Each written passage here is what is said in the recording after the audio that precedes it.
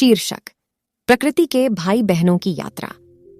एक समय की बात है, एक अनोखे गांव में लूना और लियो नाम के दो भाई बहन रहते थे। वे प्रकृति से अपने गहरे जुड़ाव के लिए दूर दूर तक जाने जाते थे। बड़ी बहन लूना के पास पौधों का पालन पोषण करने का गुण था, जबकि छोटे भाई लियो के पास जानवरों के साथ संवाद करने का एक अद्भुत तरीका था। एक दिन जब वे अपने गांव के पास हरे भरे जंगल में घूम रहे थे, तो उन्हें जादुई जड़ों वाला एक प्राचीन पेड़ मिला जो ऊर्जा से स्पंदित होता दिख रहा था। एक अनोखे अवसर को महसूस करते हुए उन्होंने दुनिया का पता लगाने और दूसरों के साथ अपने उपहार साझा करने के लिए एक साथ यात्रा पर निकलने का फैसला किया।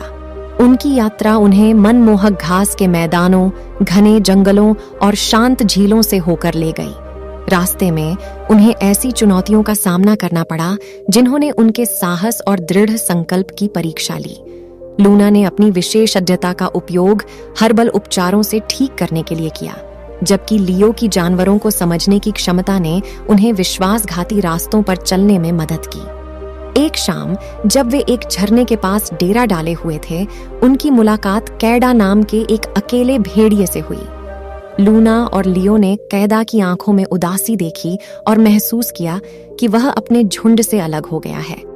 अपने संयुक्त कौशल से उन्होंने कैडा को अन्य भेड़ियों के साथ संवाद करने, झुंड को फिर से एकजुट करने और जंगल में सद्भाव वापस लाने में मदद की। जैसे जैसे लूना और लियो ने अपनी यात्रा जारी रखी, उन्हें और अधिक जरूरतमंद प्राणियों और संकटग्रस्त वातावरण का सामना करना पड़ा। प्रत्येक मुलाकात के साथ उन्होंने अपना ज्ञान साझा किया और दूसरों को प्राकृतिक दुनिया की सराहना करने और उसकी रक्षा करने के लिए प्रोत्साहित किया। उनकी दयालुता और बुद्धिमत्ता ने लोगों और प्राणियों को ग्रह की भलाई के लिए एक साथ आने के लिए प्रेरित किया।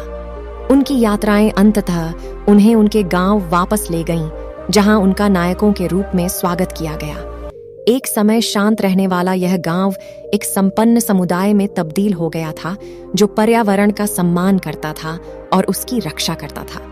लूना और लियो की यात्रा ने सभी को प्रकृति के साथ सद्भाव में रहने का महत्व सिखाया था, और इसलिए भाई बहन की साहसिकता और करुणा की कहानी एक किंवदंती बन गई, जिसने आने वाली पीढ़ियों को याद दिलाया कि हमारे आसपास की दुनिया से हमारा जुड़ाव एक अनमोल उपहार है, जिसे संजोया और